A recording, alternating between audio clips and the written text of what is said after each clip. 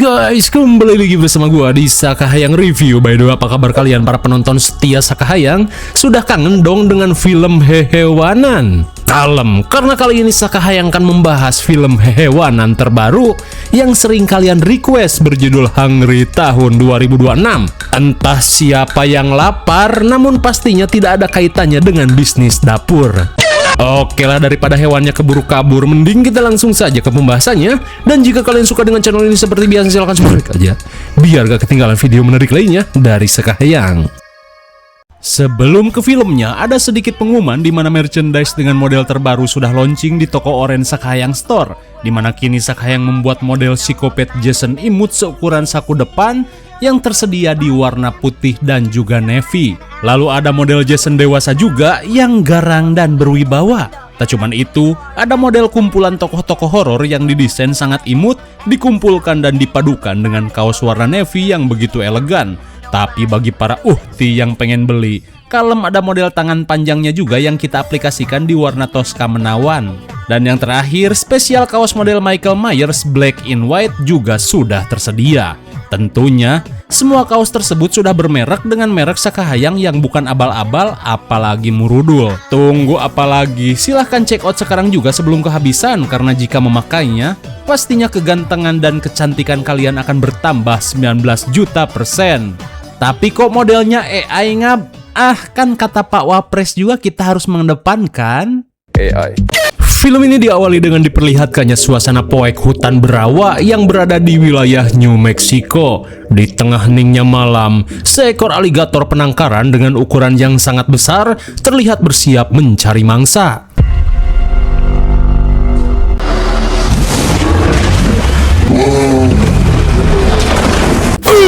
My God, bukannya mendapat mangsa, aligator ini malah diserang oleh seekor hewan misterius. Kira-kira hewan apa yang mampu menyerang aligator terbesar di wilayah ini?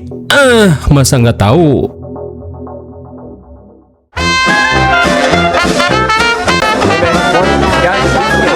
Kemudian, scene beralih pada duo kewes cantik bernama Hannah dan Sistine yang sedang berpesta oleng di Ojon's Bar cabang New Mexico. Setelah dibawakan 6 sloki anggur putih cap orang utan, Sistine yang saat ini sedang berulang tahun langsung menyalakan api biar minuman ini terasa semakin membara di dalam lambung.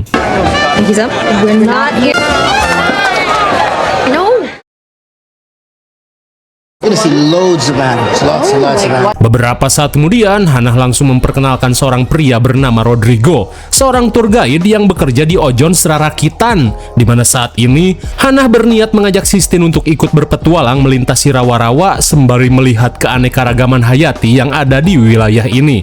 Mengetahui Sistine sedang berulang tahun, Rodrigo berkata jika ia akan memberikan harga spesial bagi mereka berdua. Dirasa seru juga, Sistine pun akhirnya menyetujui ajakan Hannah, hitung-hitung merayakan hari ulang tahunnya.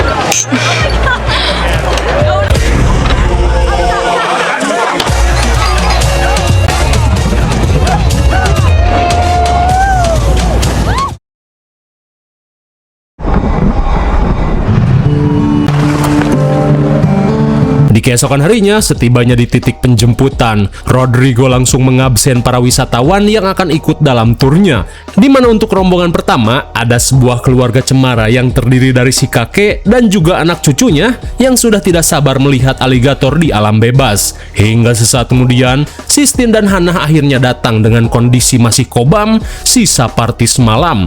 Meskipun masih ngantuk, mereka pun langsung menaiki mobil. Sally, Tim, my son Mikey. Hey, Dion Edwards. Lalu untuk wisatawan terakhir, ada seorang wanita karir cantik rupawan bernama Malika, di mana ia hanya ingin mengisi waktu setelah meeting dengan para pemilik dapur bergizi. Kemudian dengan raut wajahnya yang seolah merasa jijik, Malika pun langsung memasuki mobil buluk milik Rodrigo. Yeah? Yeah, go.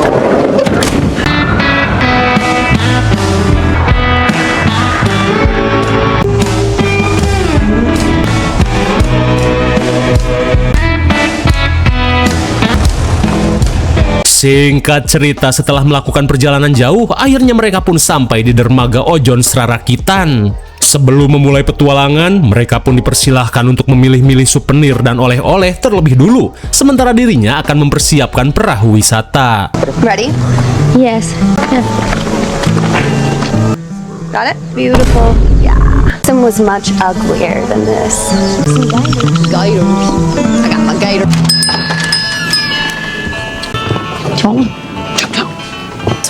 See, Mikey. You can kill someone with that. Sementara yang lain sedang memilih-milih souvenir, seorang ibu-ibu bernama Sally merasa ngeri saat melihat tangkurak besar bertaring panjang di museum ini. Melihat kekepoan pengunjungnya, seorang manajer bernama Walker memberitahu jika tangkurak ini merupakan tangkurak hippo alias kuda Nil, dan meski kelihatannya sangat gemoy, namun mereka diperingatkan untuk jangan gegabah karena kuda Nil ini merupakan hewan paling berbahaya yang bersifat teritorial. Bahkan hewan-hewan buas lainnya pun akan langsung wipe out jika berhadapan dengan kuda Nil. Seketika mereka pun tercengang saat mendengar fakta mengerikan tentang kuda Nil yang selama ini mereka anggap gemoy dan tidak berbahaya. Singkat waktu setelah melakukan persiapan, Rodrigo langsung mengajak para wisatawan untuk memulai petualangan rarakitan. You mind? I'll give you a hand. That over. Get it out. Okay. Namun sebelum berangkat, Rodrigo berkata jika selain melihat banyaknya hewan-hewan lucu di wilayah ini, tujuan utama mereka adalah melihat aligator terbesar yang telah dipasangi GPS. Dan itu berarti mereka diperingatkan untuk jangan pernah mencelupkan apapun ke dalam air karena akan sangat berbahaya.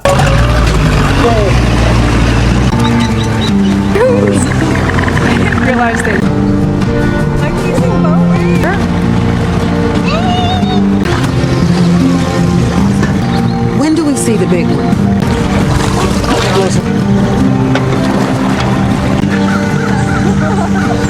Hey. Hello.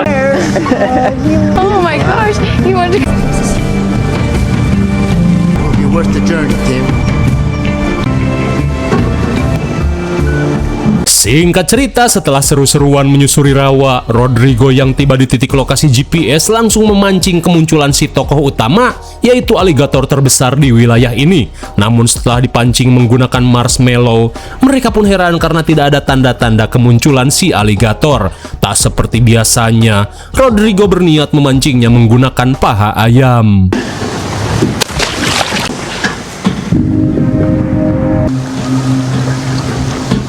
Dirasa ada yang salah, Rodrigo berniat mencarinya tepat di titik lokasi GPS yang dikenakan oleh si aligator.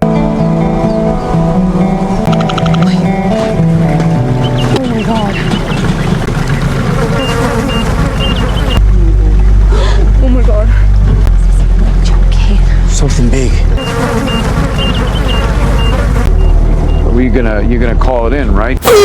My God, seketika mereka pun syok parah saat mendapati si aligator yang mereka cari sudah modar dengan kondisi buntung dan terkoyak. Dirasa ada predator lain yang lebih besar, Rodrigo pun berniat untuk segera pergi dari tempat ini. Akan tetapi, si Malika malah memaksa Rodrigo untuk menepi agar dirinya bisa memotret bangkai tersebut dari dekat, di mana ia akan memberikan tips sebesar $300 jika Rodrigo menuruti keinginannya. Mendengar hal itu, seorang aki-aki bernama Jim memperingatkan Rodrigo untuk jangan gegabah, di mana duit $300 tidak sebanding dengan nyawa. Dirasa ada benarnya, Rodrigo pun bergegas untuk pergi dari tempat ini.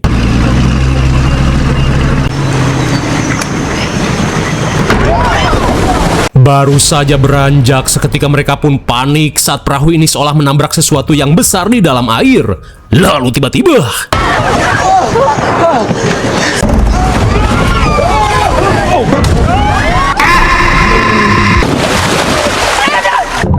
bagaikan insiden Titanic KW, mereka pun akhirnya kecebur setelah perahunya malah tamplok. Get back on the boat!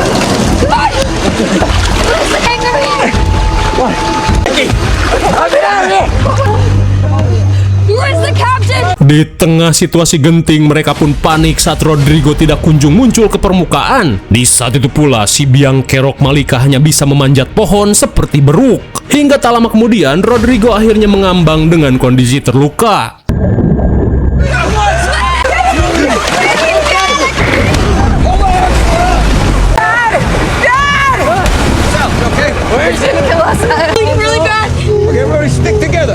Saat ketegangan mulai mereda, kini mereka pun syok saat melihat pendarahan parah di dada Rodrigo, seakan tertusuk taring yang begitu besar. Dirasa tidak ada cara lain, mereka pun berniat menghentikan pendarahan ini dengan cara dibakar sebelum Rodrigo modar kehabisan darah.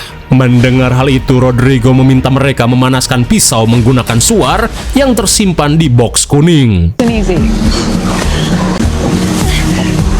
Yeah, nice and easy. Nice.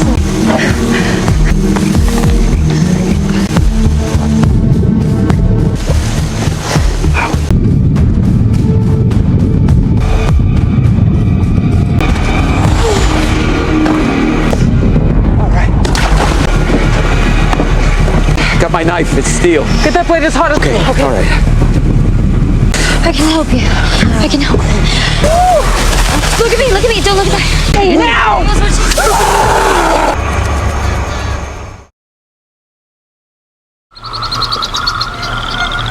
Please! Someone's hurt! Help us! Help! If there's anybody out there!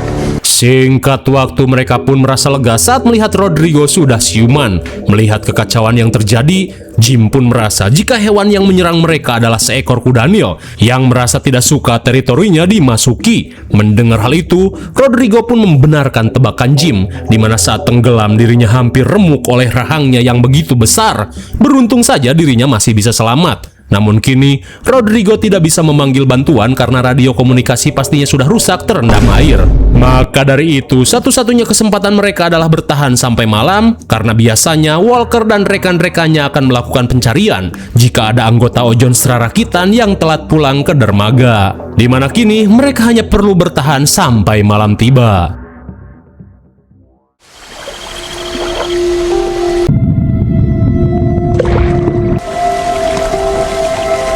Di sore harinya, Sally pun panik saat melihat kondisi Rodrigo kembali memburuk. Ia pun merasa jika luka di dadanya mengalami infeksi akibat jigong kuda Nil yang mengerak. Sementara di atas pohon, Hannah yang kegerahan langsung membuka sweaternya untuk mengambil air. Hingga kelakuan Hannah akhirnya memancing perhatian remaja predator kutang yang bernama Mike. Ia pun sangat terkesima saat melihat ketobrutan Hannah. What are you giving up?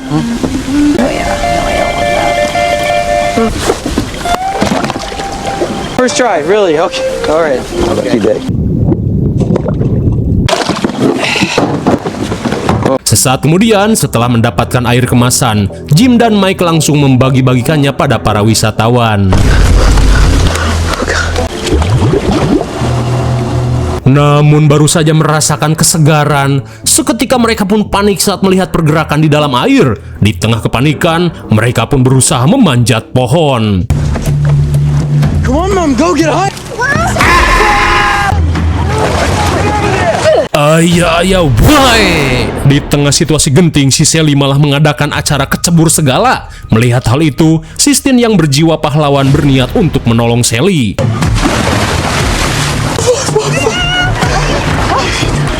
Bring her over here. Over here. Help her out. That's it.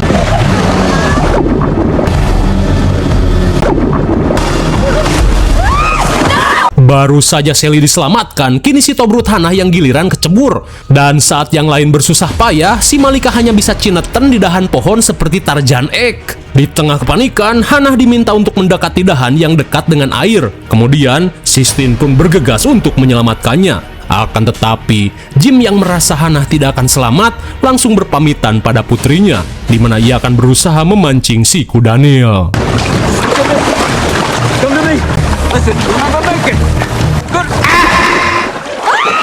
Lah, baru saja nyebur, si Aki Jim langsung tewas dicaplok kuda Nil. Di saat itu pula, Sistine berusaha untuk menolong bestinya ini.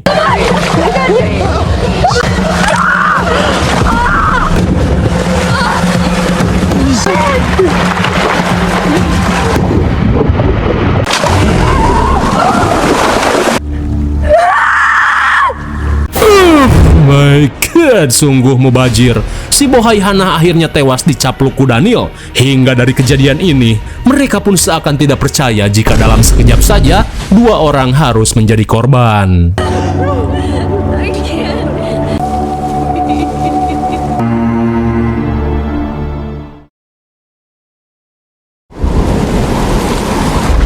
Di malam harinya, Walker mulai merasa khawatir saat rombongan Rodrigo belum juga kembali. Dirasa telah terjadi sesuatu, Randy pun mengajukan diri untuk mencari Rodrigo bersama seorang temannya. Akan tetapi Walker yang tidak ingin membayar duit lembur memutuskan untuk mencarinya sendiri.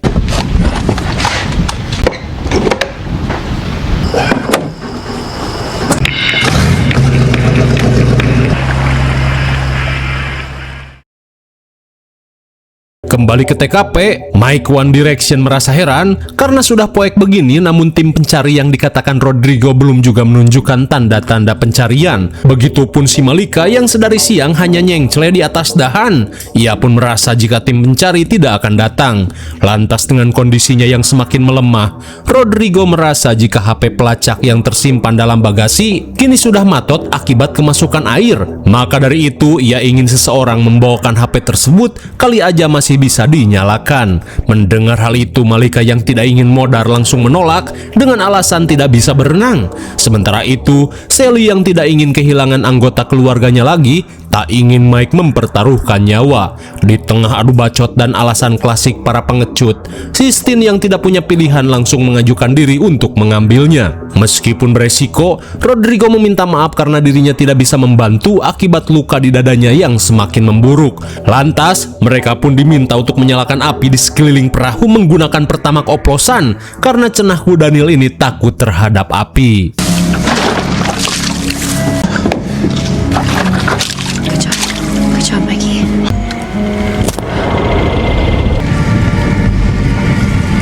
Setelah api dinyalakan, Sistine berusaha menguatkan mental sebelum nyebur ke dalam air.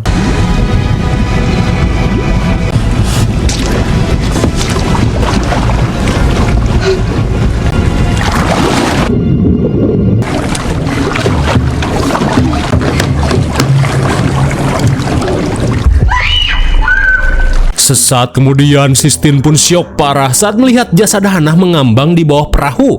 Di tengah rasa syok, ia pun bergegas mencari HP milik Rodrigo di dalam bagasi.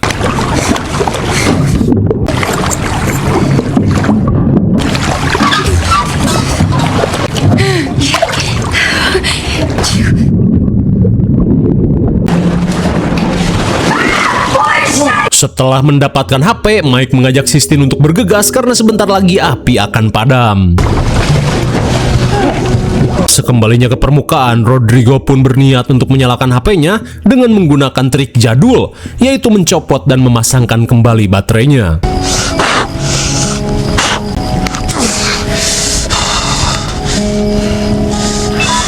Ternyata lebih bandel dari HP Ipong, HP Smasnuk J1 ini bisa kembali hidup meski sudah terendam air. Dan kini Rodrigo bisa mengaktifkan sistem pelacak lalu menunggu kedatangan rekan-rekannya. Sementara di sisi lain, Walker pun heran saat radar Rodrigo terlihat sangat jauh dari jalur wisata. Lantas ia pun bergegas untuk menjemputnya.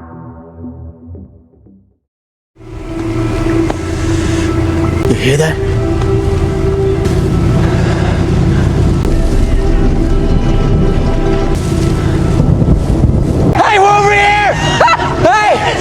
Singkat cerita, seketika mereka pun merasa lega saat melihat kedatangan seseorang. Hingga saat Walker datang, ia pun menanyakan apa yang sebenarnya terjadi sampai-sampai mereka terdampar di tempat ini. Lantas, Rodrigo langsung menceritakan semuanya setelah mereka menemukan bangkai aligator penangkaran yang tewas dicabik-cabik Daniel.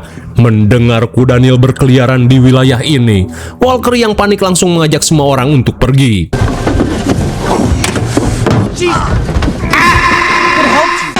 I'm Mike. Hi, Mike.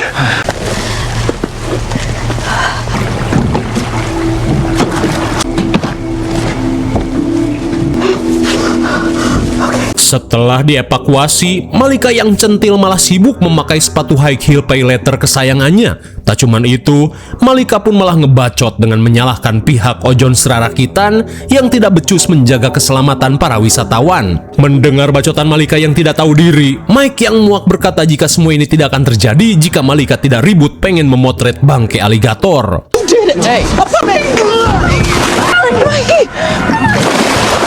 Eta si Gohroy, gara-gara keberingasan Malika yang tidak terkontrol, Mike yang terdorong harus kecebur ke dalam air. Lalu tiba-tiba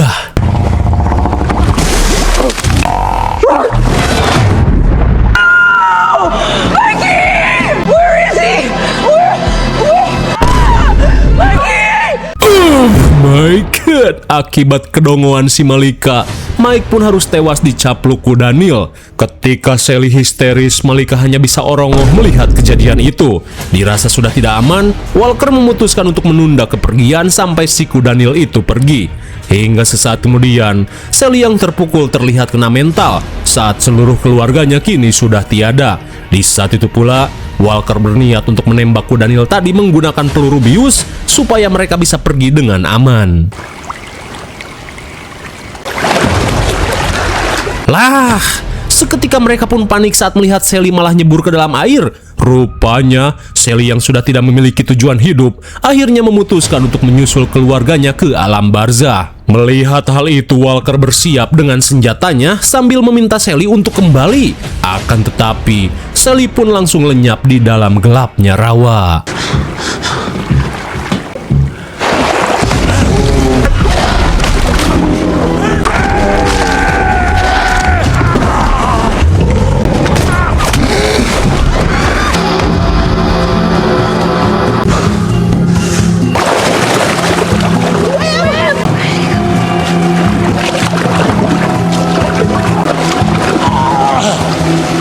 Setelah lolos dari cengkraman ku Daniel, Walker yang mengalami pengkor berusaha meminta bantuan Rodrigo. Akan tetapi, Rodrigo ternyata sudah tewas setelah lukanya terbuka akibat dihajar oleh si Malika. Di tengah kebingungan, Walker meminta Sistine dan Malika untuk memancing si ku Daniel supaya dirinya bisa pergi ke atas perahu. Akan tetapi, Malika yang tidak tahu diri ini langsung menolak dengan alasan belum mau mati. Muak dengan kebiadaban si Malika, Sistine berkata jika malam ini 3 orang mati gara-gara kelakuan Malika yang sangat najis. Dirasa ada benarnya, Malika langsung membantu Sistine untuk memancing si ku Daniel.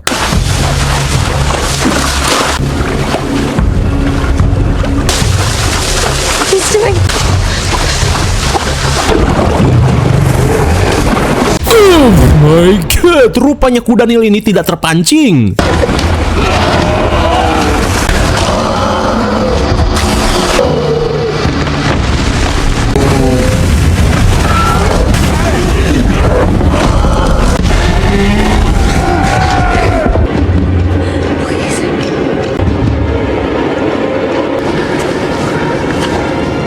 Betapa leganya mereka saat Walker berhasil mengusir ku Daniel tadi menggunakan flare.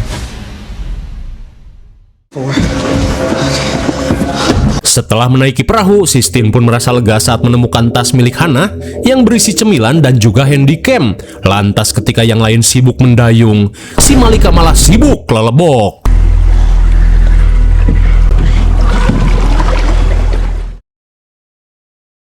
Singkat waktu, karena gelapnya situasi rawa, mereka pun memutuskan untuk berlindung di dalam bangunan terbengkalai bekas penangkaran.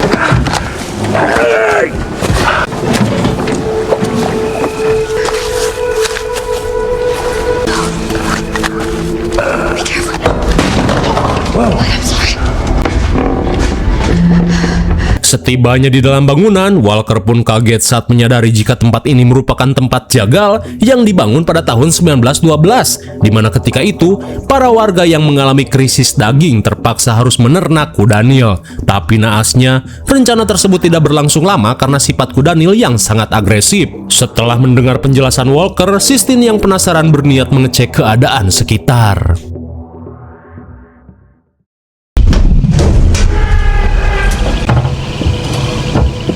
Maybe 3 generations in here. Look. Do you hear that? Di tengah pengecekan, seketika mereka pun heran saat mendengar suara anak ku Daniel. Dan setelah dicek, rupanya ada seekor anak ku Daniel dengan kondisi tergencet pintu kandang. Run!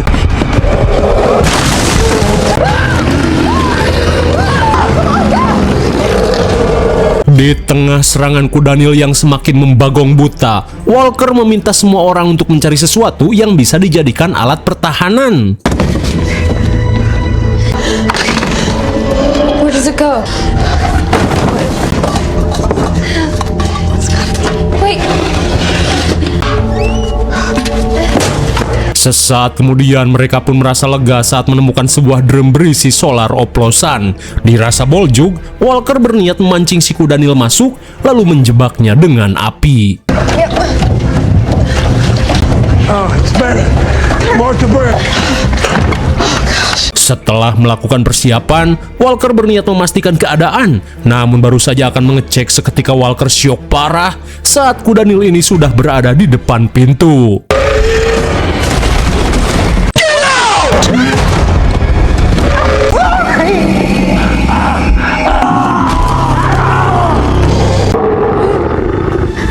Sungguh najis! Bertambah lagi dosa si Malika setelah ia menutup pintu hingga membuat Walker terjebak dan mati diinjak kuda Nil. Hingga dari kejadian ini kita tahu jika villain yang sebenarnya adalah si Malika.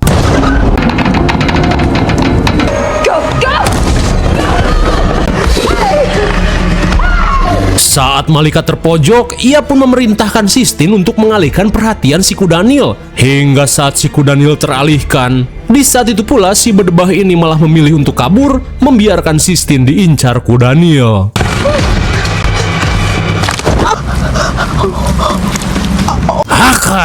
Akhirnya wanita jahanam ini mengalami pengkor kronis. Kembali pada Sistine.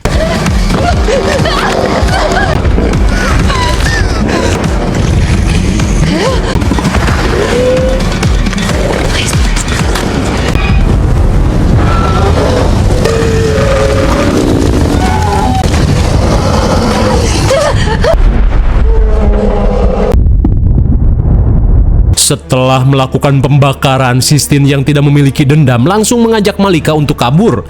Namun saat ia melihat anak kuda Nil, Sistine pun merasa jika salah satu penyebab kekacauan ini hanya karena anak kuda Nil yang ketimpa tutup kandang. Ia pun mengajak Malika untuk menolongnya. Namun seperti biasa Malika langsung menolak, terlebih hidupnya lebih berharga dibandingkan seekor anak kuda Nil.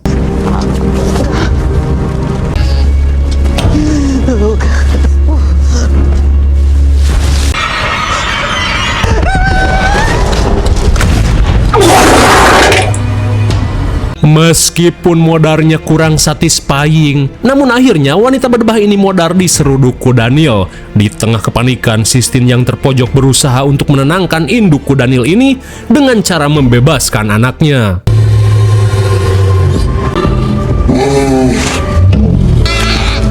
You're just being pretty.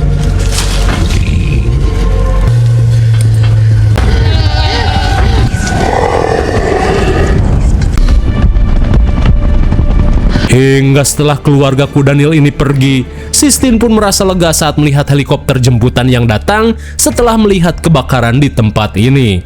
Dan di keesokan paginya setelah dievakuasi, hanya Sistine lah satu-satunya yang selamat dari insiden kali ini. Karena setelah dipikir-pikir, villain yang sebenarnya adalah si Malika. Lalu, film pun sudah berakhir. Bagaimana, sungguh mengesalkan sekali bukan? Alih-alih tegang karena hewannya, di sepanjang film kita malah salpok dengan kelakuan berdebah Malika hingga membuat seluruh wisatawan menjadi korban. Mending kita segera akhiri saja sebelum emosi semakin memuncak. IMDb untuk film ini adalah 4,8. Mungkin segini saja review dan pembahasan film Hungry 2006. Jangan lupa like, share, dan subscribe supaya kalian tidak ketinggalan jika ada video menarik lainnya dari Sakahayang. Thanks for watching and see you on next video. Bye-bye.